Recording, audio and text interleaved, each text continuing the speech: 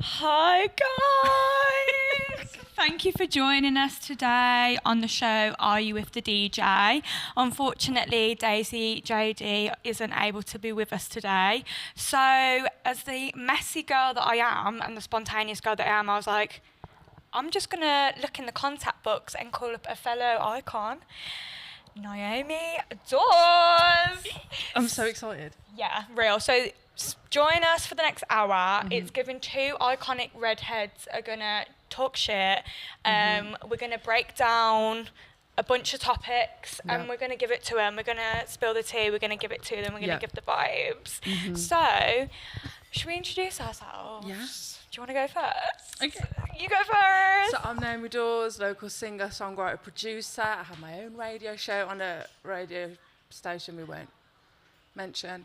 Can't plug stars. Yeah, just local redhead baddie. Yeah. Like you. Yeah, no period. Same, local redhead baddie, local brummie. So I'm Holly Sara Mai, and I'm the owner of the Extra Edit magazine, which is a Birmingham-based queer magazine. We took over Sigil last month for a Pride takeover, and feel like they needed me back. They missed me. So hey, here again. And I'm a fashion stylist as well. So yeah, fashion, creative director, baddie. Everything. Bit of everything. And I feel like the theme of the show today is going to be called, we've decided, One Woman Show. Yeah. Because we are both women that do a lot of things. I love how there's two of us. Yeah. It's a one-woman show, but there's two of us. There's a one-woman show, but there's two of us in the one-woman show. But, you know, we both have our own version of one-woman show, and you can all watch it here now. So, what should we debrief on first? Let's debrief on how we met, which was literally last week. a week ago. Yeah. So we met a week ago, and now we're sat on a radio station together. Period. Love it. So let us get to know each other, and you get to know us. Yeah. Do you know what I mean? Yeah. So we met at the Sigil Social Yep. last week, which was literally amazing. It was at Pan so Pan good. in Pan Pan. Digbeth. Pan Pan's such a cosy venue. Like Poppy was just saying, it's literally a hidden gem. It's Yeah. so cute. And yeah, we just got to talking, and we were talking for hours. And then when I had to call someone up to have a yap sesh, I was like, this is the girl. Tis me. This is the girl. Tis me. So we're gonna talk through some topics. Yeah. We've got some things written down. So I feel like let's address first being a queer creative in general, but also in the West Midlands. Like, how do you find that yourself? How do you navigate it? How do you find the scene, the opportunity? Yeah, I think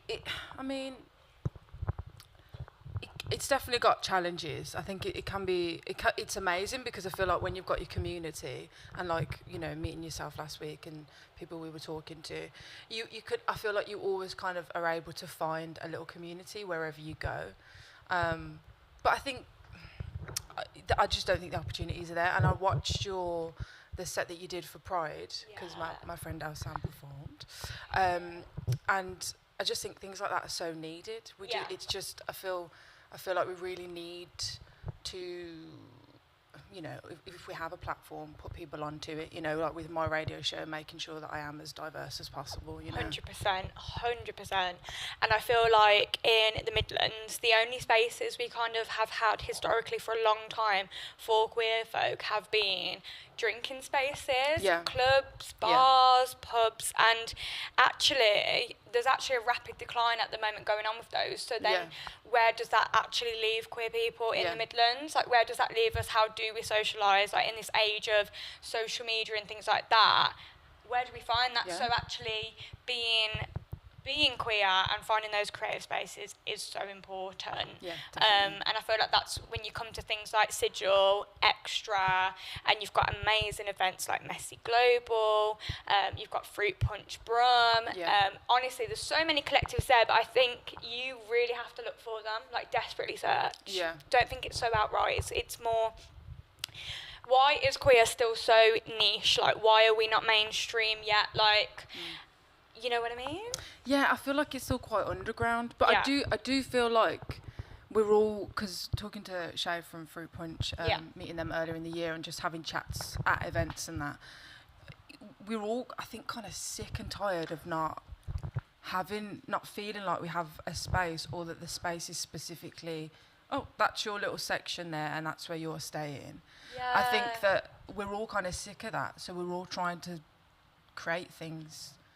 It's like outside of that, we're still being put in a box. Yeah. We're very much still like, I think the only things that really do get taken seriously on a bigger scale is like a Pride festival and Pride events, which are amazing. But it's kind of a shame that, I guess, like promoters and things like that don't look to those for like inspiration. I feel like if they would look at a Pride lineup and see how like diverse it is, they'd be like, oh, let me get inspired. And I feel like it's something that I'm collaborating on, spoiler, with Messy Global, Pri and Daisy for my issue 2 of Extra. Is I am having them in to really talk about like how, you know, queer's not mainstream, but how events can do better, how lineups can do better, how spaces can do better in the mainstream. Yeah. Because, we are just, like, very much still underground, like you said, in a box. And do you know what? I'm sick of being tired of it, so let's break out, because I'm actually done now. Yeah. Like, you know, hello.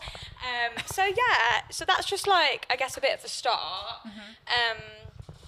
Bit of a start. How do you find being, like, a female creative even though the creative space is diverse, guys, it's still male dominated. Yeah. Okay? 100%. Let's wake it up. Every single industry is male dominated.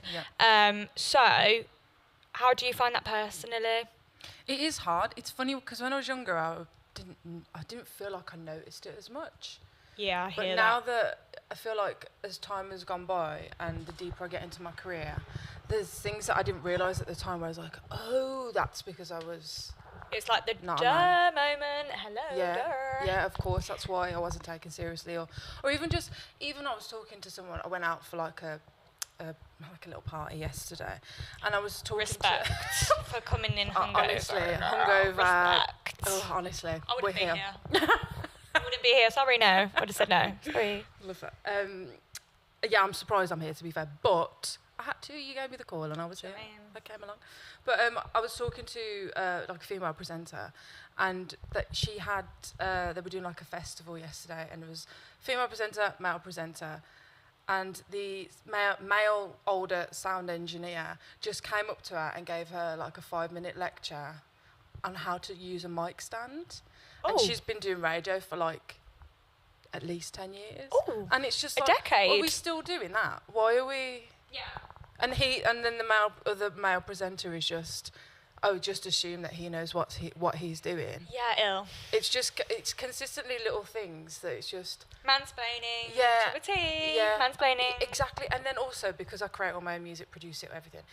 When I speak to people, especially men, not all of them, but some of them could be like, "Oh, you do everything. Like, are you capable?" And I'm like, "Yeah, I do have a brain. Like, I can work things out. I am a creative. I know what I'm doing." Yeah. So I think it's difficult because you get, it can be very patronising. And I think when you get to different stages through your career, I feel like I'm entering a stage where I am a bit more like, no, that's not okay, and I don't want to do that. Period. And I don't care if it seems difficult. I think if I'm going to compromise my vision, I don't want to do that. Like, if I've got a goal, I want to have that look the way I want it to look, you know. That's on being a baddie.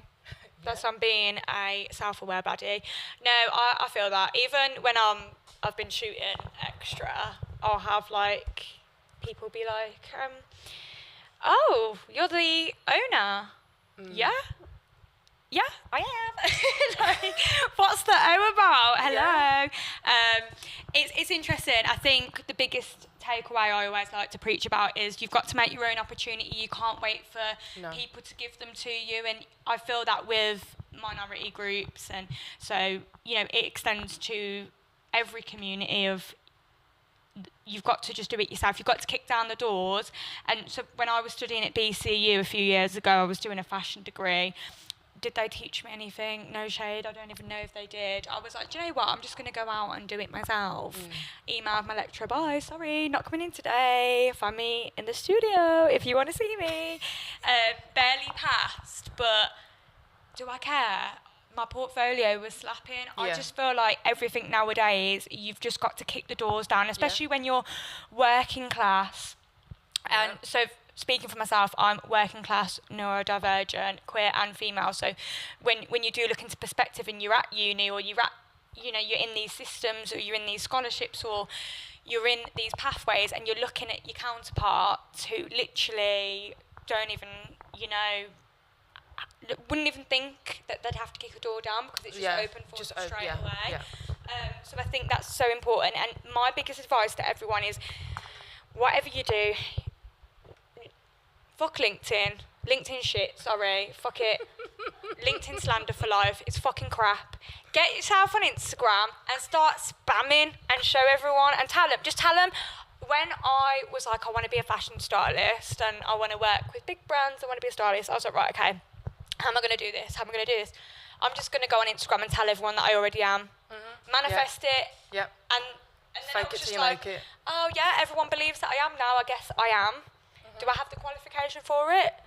Kind of, with a degree, I guess, but no. Did I make the qualification? Yes. So I think it's literally stomping the door down in 6-inch heels. Yeah. Or a Doc Marten. Or flats. Or barefoot. Yeah. Always barefoot when I perform, so it'll be bare feet for me. Bare feet when you perform? I do, God. yeah. It's not great for all the people who are into feet. Well, it is for them, but I feel a bit, like, exposed. Do you get a bit sweaty?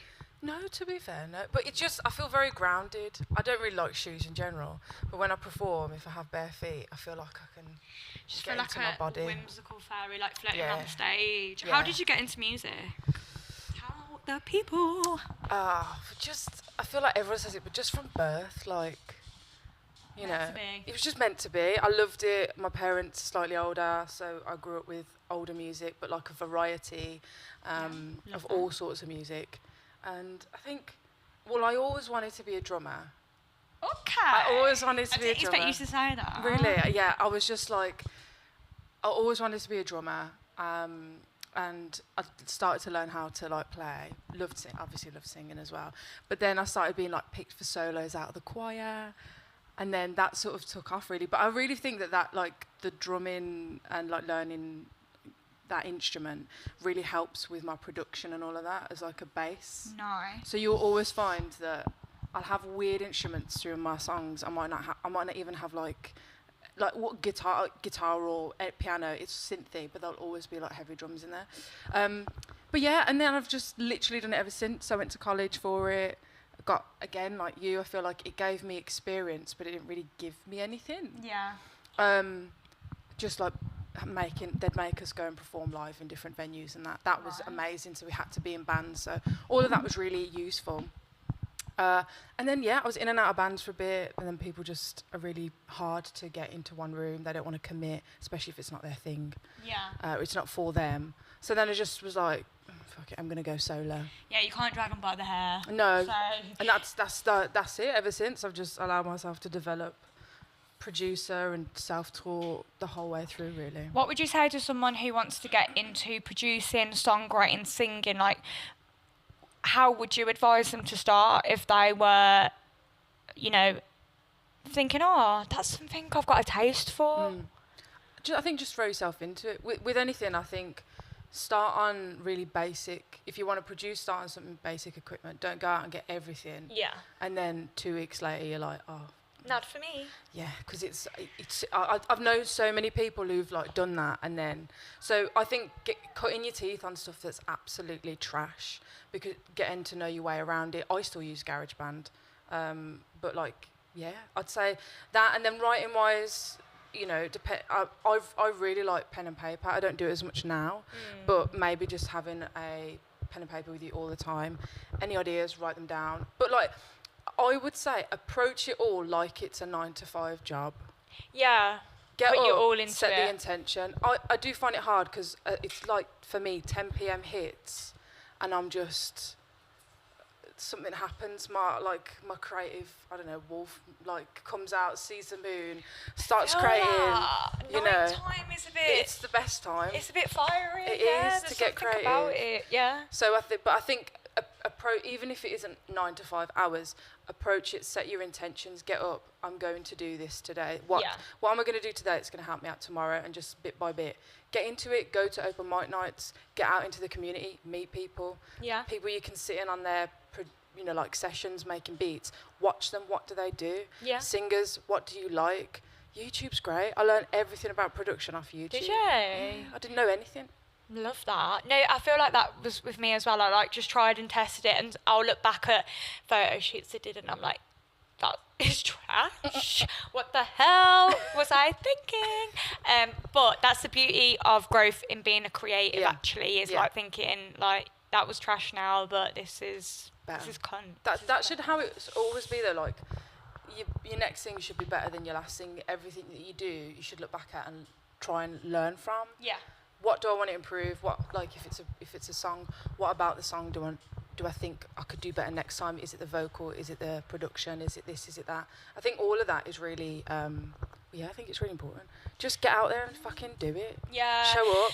Do you know what? There's no time like the present, is there? And there's, with the more things and the more obstacles you have, I think I just want to prove it wrong more. It actually makes me fired up more to think, do you know what? Oh my God, I'm just so stubborn that I'm like, my ego won't take if I lose. I'm doing it. I am doing it. Like, I'm going to prove them all wrong. So actually, I think when it comes to Birmingham as a scene, and people do people shit on Birmingham? They really people do. Really talk down on us, and actually it makes me think, do you know what? We're going to show them what it's about. Yeah. If you could move to London or Manchester tomorrow, would you?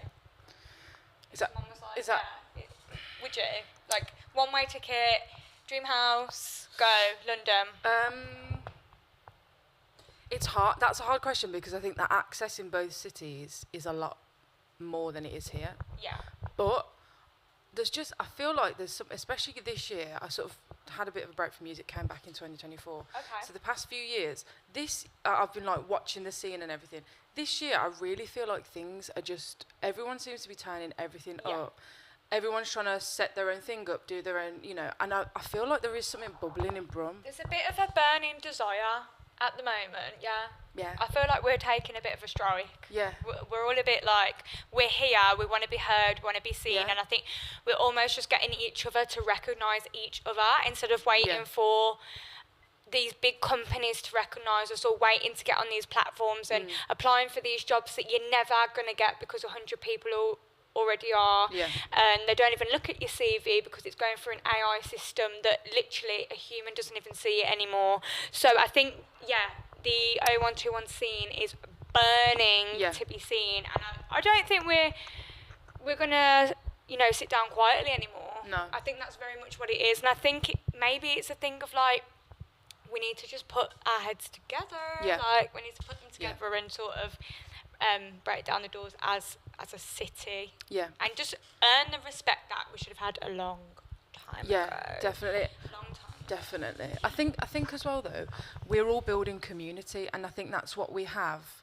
Maybe because we've always been the underdogs as like a city, underdog.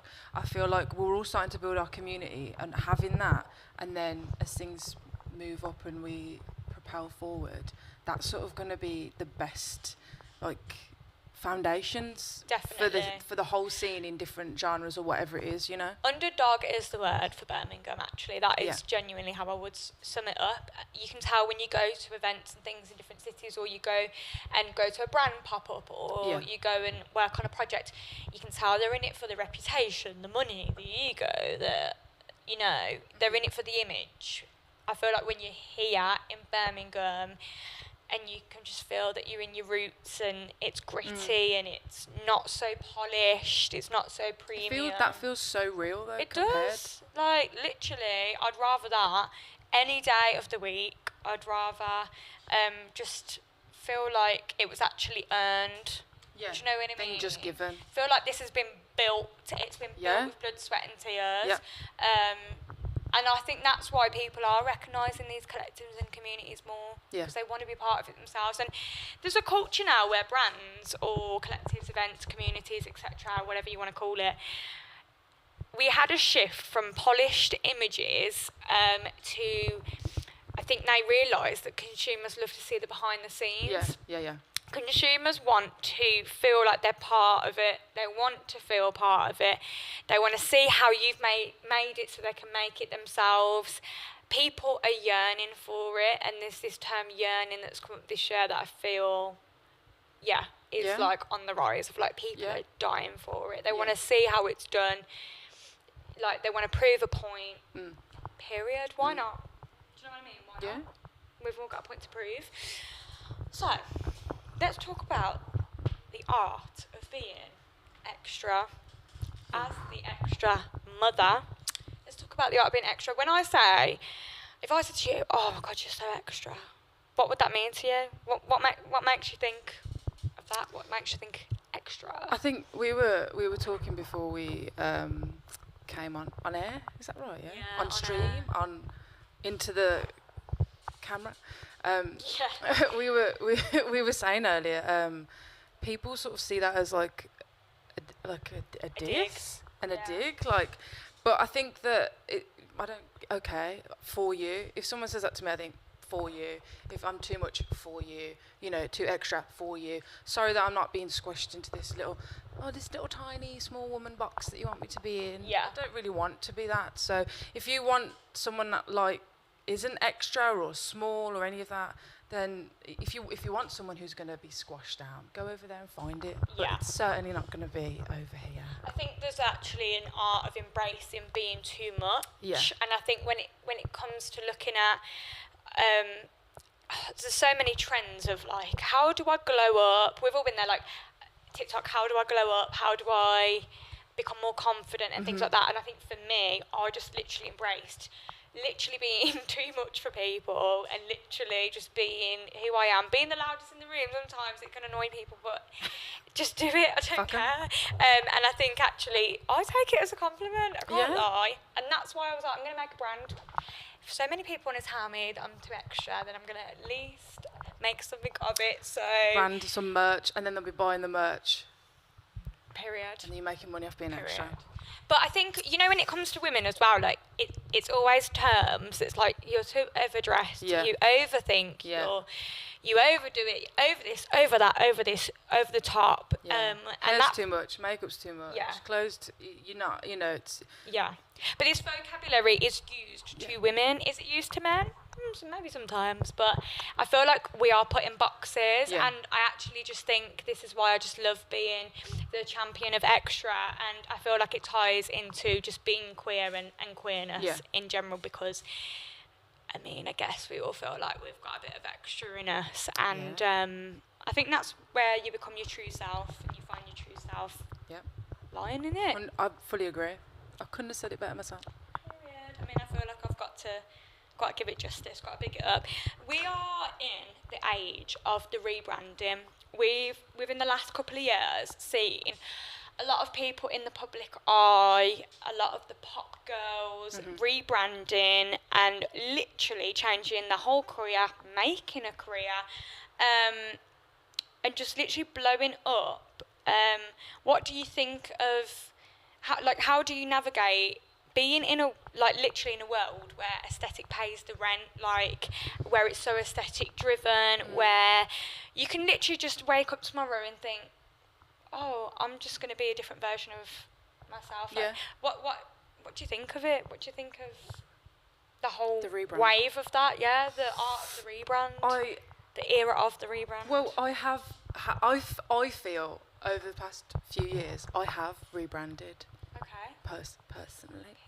I wasn't. Same. This, if you couldn't tell, this isn't natural. Oh. Sorry to break the illusion. Mine is, honey.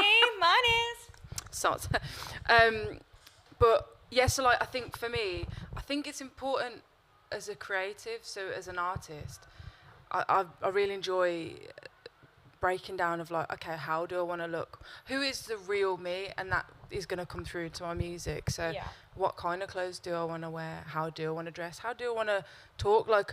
I think because even coming back to that, the extra thing of people thinking it's too much or whatever, or you even get so caught up in what are other people going to think? Yeah. I think for me, when I first started out, I was very, felt like I had wrapping around me, and I wanted to break out of it. Right. And so over the years, I've allowed myself to just be as big as I want to be, and turn everything up to whatever level I want it to be. Turn it up to the max. Exactly, and just express. And I think that rebranding can be great for that. I think anyone has it within the power. I think that's what we've seen in the last few years. I think it was very much something that not everyone could access before, but now that there's so many high-flying examples of it, it's like anyone can literally, like I said, wake up and think, today I'm going to literally be a completely different person. I'm going to convince everyone that that's me, and then I'm going to become it. Like I said earlier about how did I become a stylist, I literally said I was, and then worked to become the image that I was literally telling people I had, or gave myself the title, worked towards becoming the title. You can literally, find that rebranding. It's interesting that I feel like when you think of rebranding, though, again, coming back to being female, you do find that it's like I said, the pop girls. Yeah. Why do we have to, as females, change the image to be taken seriously? Yeah, because I mean, even like you look at artists like Sabrina Carpenter. Yeah. And past few years, everyone's like, "Oh my God!" But she's been about for ages. She was a kid. So I remember her in like was she not in like Disney shows? I think so. But she's had albums out. Yeah. And then again, like, what really has changed, other than having to maybe whether it's sexualize yourself more to get more attention, or whether it's have a specific hairstyle, or do this or do that. But I also think it's a fine line, because I think women can be so exploited in that way, and we just are. I feel like we're just sort of always seen as sex objects, and it's got to be this or that. I feel like it can be really. It's a fine line between being maybe a bit dangerous for women, but also if there is a way of getting what you want and playing the game a little bit to get what you want without compromising who you are and your vision. It's kind of, I think it's a really interesting topic, or like thing to think about, because it's very complex, and there's a lot of people who say, I am going to play the game to get what I want. Yeah, why not? Do you know what I mean? And I think when we're talking, then I think all of these topics that we're addressing come back to the same point. When you're in those minorities where you're not given the same favour that other people are. Yeah. Sometimes, play the game, and make it take you to where you want to be. I think there's a difference between some of the examples that we see, though. I think if you was to compare Sabrina and Addison to Charlie, Charlie's done it in a complete different way. She was always taken seriously as a pop girl, and then just decided, I'm going to rebrand, but not to be sexy, to literally be actually herself. I feel like she kind of did the reverse. I think she did the image thing that the industry wanted her to do for a long time. Another example, Ray did the image thing that the industry pushed on her for a long time, and was just like, right, I think I'm going to actually embrace, like we said, being over the top, being myself, taking the mould away of what the industry wants. And I think that's where I see the beauty in the art of rebranding, with the way that some people have done it is so interesting to me, because they've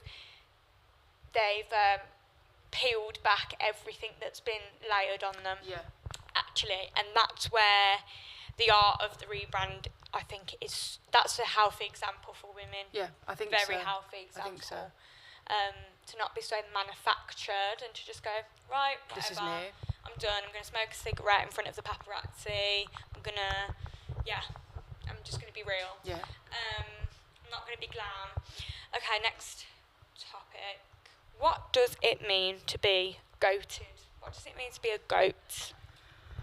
Oh my God. Like, that's such a big word. When we're talking about like aesthetics in fields, in being the best of the best, in embracing who you are, and when we talk about being creative, like, who would... name a goat in music. Name who your greatest of all time is. Is this a hard question? Yeah, because... Frank, name. Oh, yeah. Name drop. Yeah, because I feel like I could... Yeah, there's so many. But then how can there be so many goats when it's greatest of all time? Yeah. It's so... Because everyone has their own idea of what's the greatest. Exactly. Everyone has their own idea.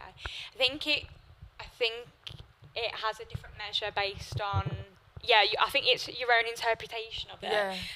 But I think it's so interesting because when we're talking about rebrand and when we're talking about just literally jumping on board, taking your own image, changing it, coming from your roots, you can basically one day literally be someone that comes from nothing and years later be the best in the game. And again, I think that's where, when we're looking at examples like Charlie and things like that, like 5 years ago, if you said, like, some people would be like, who the hell is that? You would never get that these days. No. Is she a goat at the top of the pyramid? No, she's not going to touch Madonna and Beyonce yet, but she's very much within her own right. You find it within your own right. I think so, and I think it's interesting that you're talking about... I was going to say goats. But yeah, when talking about what we've just been talking about with rebranding and this sort of thing, like, I think for me personally, the authenticity of somebody, I think that's sort of how you kind of become that. Because, again, you are carving your own way and your own path and just being like, this is what I want to do, I'm sticking to that. And maybe it takes, 10 years in and then you blow up or whatever it is. I really think it's when you can see somebody has created something that everyone is shocked by because they didn't expect, but that person, that creative, knew it was inside them the whole time. They've made it and they're like, yeah, this is me. You've underestimated me the whole time. I suppose underdogs, like we were talking earlier. But to me, like, that's sort of...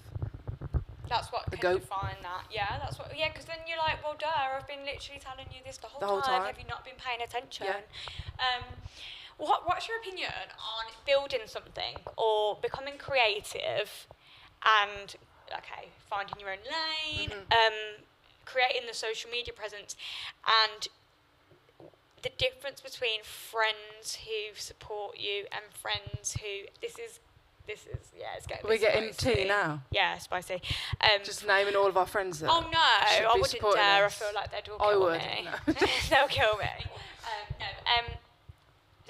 The support from the community, when we're talking about building community, and I think it's really, really interesting. What do you think of, friends that just, like, watch from the sidelines, don't even give it a like or a comment or a reshare, but then I think everything starts from the support of your friends. Yeah. It's so interesting. It's topical. Let's go. Share your thoughts. It's so funny because I've been seeing loads of, like, TikTok and Instagram videos recently where it's like you start doing really well and all your friends and it's just loads of memes of, like, people like... Yeah, like, there's this Paris meme where she's, like, literally sat there and these girls are, like, trolls in the background. Basically. Like, lich. I think, it's really interesting. I do think that it's all down to jealousy. It's so funny when my mum... I used to get bullied all the time as a child. My whole life, because I was always a weirdo. Hold on, the weirdos become the goats. Yeah, exactly. So I'm glad, though, because I feel like all of the shit that I've been through allowed me to build my personality. Yeah. And now you won't ever have looked at me at any stage of my life where I conformed. I've always cut my own hair. My hair used to look fucking crazy in school, and I used to overput my eyebrows. People looked at me like I was some sort of alien, and I didn't give a fuck. Yeah. Do you know what I mean? I overdrew the eyebrows. we were different. The slugs. Yeah. We were the two different girls. See, mine was an accident. I'd overplucked them and then had to commit. Did they ever grow back? Yeah. Oh, they're here now. They're here in the room. They're here now. They're here in the room. Sorry, I just got really deep into my childhood trauma there. But my mum used to always say when people would bully me or say something horrible, and it's so funny because I feel like it's such a pert thing to say, but, like, they're just jealous of you. They're just jealous of you. I knew you were going to say that. But it's so true. It's so true, though, and it's something that stuck with me, that when people can't just stand up and give me an applause when I've done something good, I'm like, well, then it is that's not because of me. That's because of you, and you deciding there that you don't want to support me. And I will stand up and give you your flowers, and I will clap. And even people that I think, fuck, I should have had that. Yeah. That should have been my opportunity. I will still be like, let it motivate you. Don't get jealous or think that you hate this person. Take that. Look at them and see how you can achieve what they've achieved. Use them as an example. Yeah. And give them their flowers, because you know what? It's hard work out here. I had like a massive light bulb moment. I think it was like a few weeks ago. And when I left school in college, when I left school, I deleted everyone. I was like, bye, rebrand. Literally went through about 500 different rebrands that got me here. So yeah. But since then, I've added some people back, and I literally had the light bulb moment. So one of my school bullies literally popped up to my story being like, oh my god, you're the baddest of the baddest, you're such a baddie, you're the baddest of the baddest. And I was like, yuck, wow, I really did become that girl. Yeah, no, but you always were there. Yeah, I know, but you always were. I'm like, how is my childhood bully? But that's why though. I got this red hair on the DJ deck. Sorry, guys, red hair. We don't know whose it is. It could be yours or mine. Probably, yeah. I feel like mine's swinging here, there, and everywhere. Although you've got the longest ponytail I think I've ever seen, and literally, I was looking on your Instagram earlier, and there's this picture. Is it Queen's Heath Pride? And you're whiplashing someone. I was like, girl. I love it. But yeah, it's so interesting the way that your success is perceived from other people. Because people are like to me all the time that you knew me as in school or college, and I'm like, oh my god, your life's so cool, you do all this, you do all that. And it's funny, when people pop up to you and they're like, do you remember when we were kids and you told me that you wanted to all this and all that? I was like, that conversation never happened. Why are you begging it? Wow, that's crazy. No, sorry, but literally. No, tell them fucking names. Come on. Who was it? No. I'd have to go through half the fans on Instagram. Wow. No, I'm just joking. But the way that other people perceive your success is very, very telling of actually, and again, that comes to the journey of pulling yourself out of nowhere and becoming someone that you was never destined to be. The universe worked against you, and you woke up one day and said absolutely not. So yeah, it's interesting. Yeah.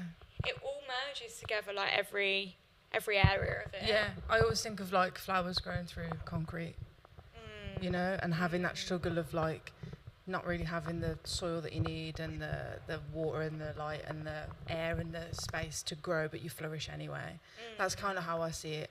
But I just think, fuck them all. If you're not going to stand and applaud, or it's not even about the praise. It's about being someone who supports, someone who is a good friend and reaches out, good or bad times, I think. And it comes down to literally buying a ticket to your friend's events, reposting your friend's stories.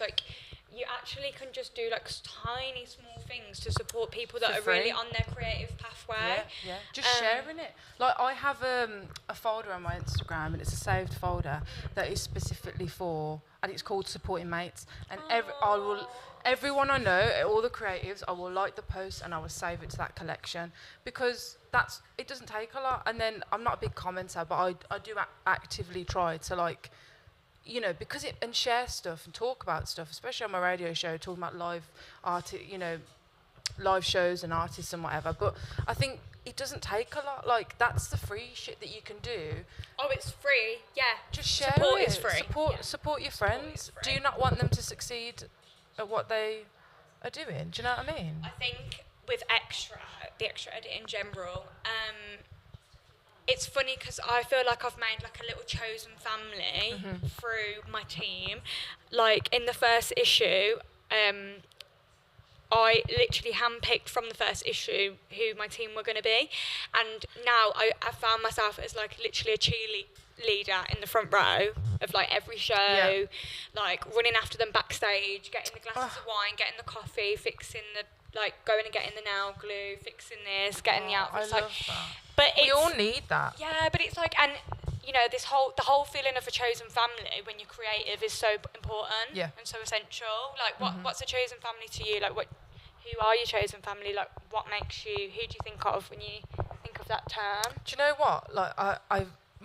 all of my circles are very small. Love that. I know loads of people, and I care about loads of people, but close. It's so funny actually, because when you're talking about, us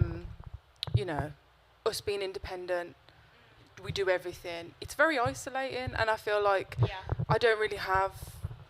I saw, when we met and you were all together, and I thought it's so beautiful that you have each other, because it's so important. Yeah. I've got my best friend does my artwork, and then my other oldest friend, Elsa, masters all my music. I love Elsa. Oh my god. I went out yesterday and then I bumped into him, and we had a cuddle and a chat, and I love Elsa so much.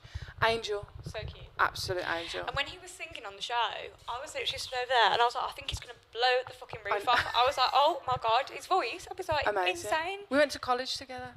That's how we met. So I love people that have like grown together. Yeah.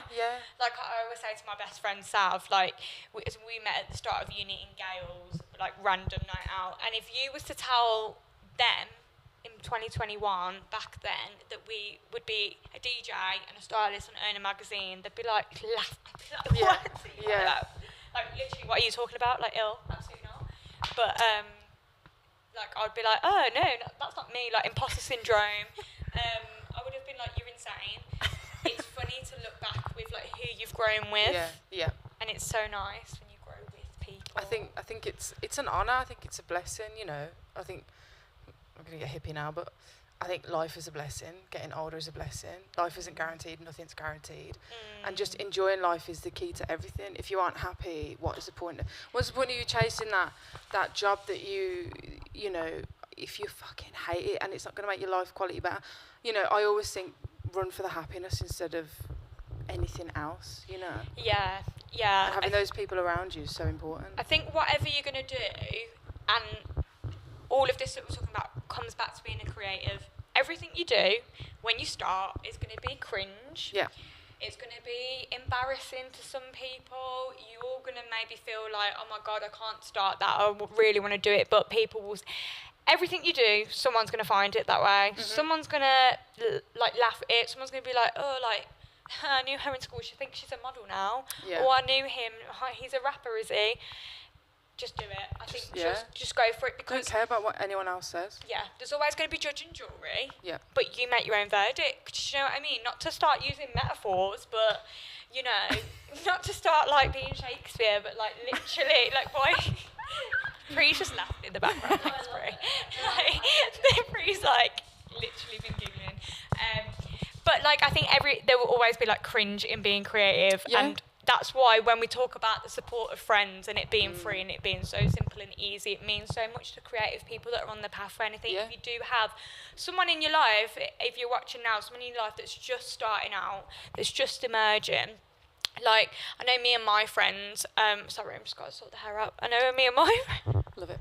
I know me and my friends... We're not staring at ourselves on the monitor this whole time. I can't lie, I do a little bit. I'm just checking I look okay. No, we look hot, it's fine. Do you know what I mean? It's giving side fringe. Thanks, Quinn, for painting the face. Shout out. What were we even saying? ADHD call. Yeah, if me and my friends, when we were starting out, we would always send each other, story posts of, I need an assistant, da-da-da. Yeah. And it's even sending people little things, little opportunities, putting people on. Yeah. Word of mouth for Birmingham in particular, word of mouth is the best. Biggest opportunity source ever, I think, genuinely. 100%. And also, just to touch on that, be a nice person. Yeah. We met and I was like... Period. Cute as fuck. No, same. And then I know that I'm not going to be everyone's cup of tea, and it's not a fake. I actually really enjoy meeting people and talking to people. But if you're a nice person, most people will go, oh, we've got an opportunity here, do you want to give it to? Oh, there's that person who showed up on time, was really professional, was really easy to work with, was really nice, really good at what they do. Let's have them. I think every time you show up in a room, your presence really can define who you are. And I think, don't get me wrong, all of us have a bad day. Yeah. But I think, word of mouth is the biggest thing. Even me being on here today, I know Pree recommended to Daisy, I'll get Holly on. And I think even when I was on here last time, I was I will take every opportunity to shout out my friends. Like, if I can play my friends' music, or if I can, like, if I will see, like, oh, we want a drag queen for this, or oh, we want a DJ, like, every opportunity that you can give to other people, like, the universe always returns the good karma. Oh my God, 100%. But it's true though. You know what I mean? And like, this is a prime example though. You got here because, you know, you showed up professional, nice to work with, easy to work with. They want you on here, and then you meet me and you think, my co-host has dropped out. Who are we going to ask? Yeah. I pop into your head because I'm amazing as well. And then now we're here and we're having a lovely little chat. Wake it up. You know. No, and it's like, it's even when we went to Sigil last week, like the vibe of like, so Sigil social, like you could go and boogie 1 minute, you could sit and eat a samosa the next minute, or you can be outside and have a cigarette and like stuff like that. Like literally. The game. What was it?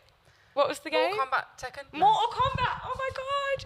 Wait, I played Mortal Kombat for the first time, guys, and like literally, I was Melina. Like, I think that's the only character I know because she literally just looks cunt. She like, I think she's like the only female character that was in it. Like, how am I like sitting like at a rave social playing Mortal Kombat? It's like so tea, but I think again like when you're in those environments where you just feel so comfortable and embraced, and there's like every different type of person, and Birmingham's so diverse. Like when you go to events like that, you just look around and you soak it in and you think it's actually beautiful. You can have any conversation under the sun, and it all starts like in a smoking area. Like smoking area. Smoking area. I don't smoke, and I'm sorry. I'm really passionate about this because every time I go out, it's like I wash my hair and then I go out and then my hair just stinks of cigarettes. But I'll take it because the conversations you have out there are just great. Well, I feel like vapes are on the rise, and it pisses me off because I can never find a lighter. I'm like, where are the smokers? Where have they gone? But to round it off, which is so random, smoking areas are where like you can literally compliment someone's outfit 1 minute and have a best friend for life the next minute. And I think like that's the joy of like being creative as well. Like, do you even need a business card these days? Get up your Instagram. Just have a nice little Instagram. Have a chat. All the information is there. Yeah. Fucking. And I'm always out being like, oh, I'd love to put you on my magazine, and people are like half drunk being like, yeah. I'm like, no, I'm being deadly serious. Don't play, because I'll be calling you up. So, I think, like, all in all, everything that we've discussed is really and truly, I mean, we've been putting the world to rights in the eye of the creative. Do you know what I mean? In the eye of the creative, especially in Birmingham. And I think the biggest takeaway from watching this today and from being part of it is truly, you know, from two people that are quite well versed in our areas and in two completely different industries, music, fashion, like love that. I love that. It's like literally, if we could say anything to people that are starting out, it would just be like, be yourself, be too much, be cringe, be nice, don't be a cunt, be cunty but don't be a cunt. Correct. There's a difference. Put that on a t-shirt. There's a difference. That would sell. Every time I come up with taglines, I'm like, that would be good merch. You should do it. That would be good merch. But if there's any takeaways, it is like literally there's no tomorrow. Just do it. Just kick the door down, boot it down. Make people listen to you. Make people take you seriously. Rebrand. Decide you're going to be someone else. Embrace being extra. All of the notes we've said sort of, I think, just rounds it off as literally the way that you find the opportunity is through being you, showing up, giving you presence, and giving that aura that everyone talks about. Because that is how you find yourself, though. Like, you know, like you're talking about, like rebrand and that. Like, just doing stuff, mate. Oh, that wasn't what that outfit trash. I didn't like that. I'm not gonna wear that again. That song, not as good. You know, like. Just doing it and, like, as you say, being cringe allows you to flourish and find out who you actually are. You know how, like, Instagram has an archive? Yeah. I feel like you can just have an archive in real life. Yes, correct. Do you know what I mean? Delete all the photos. Yeah. Just like, but you can just be like that. Yeah, I've decided I'm really not that girl today. I'm going to be this girl instead. I think there's always time to just literally decide who you're going to be and make it happen. Yeah. And I get that, okay, when you look at the lens of being in Birmingham and there's not money, there's not this, there's not that, there is. If you look for it, there is. We've literally yapped. This has been us getting to know each other in front of a camera with 2 microphones. Who does this? No one does this. This is crazy. People normally just go out for coffee and have a chat. We're like, let's film it. Yeah. We could have just had a Red Bull session. I drank mine before I came on, and it's literally gives me the jitters. I'm like every time, but it just pumped me up. But yeah, this has been 2 redheads yapping, debating, giving our opinion that literally no one asked for. But if you're watching it, I guess you did ask for it. You're here. You wanted it. Yeah, I guess I did want it. We're gonna be like friends for like 5 years, 10 years. In like 10 years, we'll be like, can you believe we literally just sat on Sigil and got to know each other? Did our first ever chit chat. Filmed it. Oh my god! Because then this is on the YouTubes, as my mother says. Forever. And we can look back in 5-10 years and be like, oh, babies. When we've rebranded and this is going to be cringe. Like we're bad bitches now, but this is going to be cringe one day. No. And that's the biggest takeaway. Yeah. Even every single form of yourself, you're currently sitting here now thinking, yeah, I'm a baddie. In 10 years, you'll think, ill. Yeah. But that is life, guys. Thank you for joining us. We have been Holly and Naomi. Yep. You can find me at Holly Sara Mai at The Extra Edit. You can find Naomi at Naomi Dawes Music everywhere. Stream all my music, please. Thanks. Listen to her radio shows I'm too. a radio show. Oh, quickly before we go off, plug your next events. I know you've got a few coming up. Oh my God, Where can we find you? On next Saturday the 29th, I'm at the Birmingham Weekender. Ooh. Come on, you sorry, pending. It's in town, Victoria Square or something. Yeah, big it's crowd. Like a little festival. Probably the biggest I've ever done. It's free, right? As well, completely isn't it? free. Okay, come down. It will be family friendly, even though my music isn't family friendly. I'll just be beeping out. Meh. And then we've got the 4th of September at the Spotted Dog.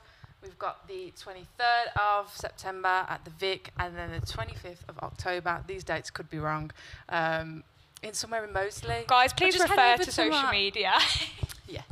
Please refer to the links in the bio.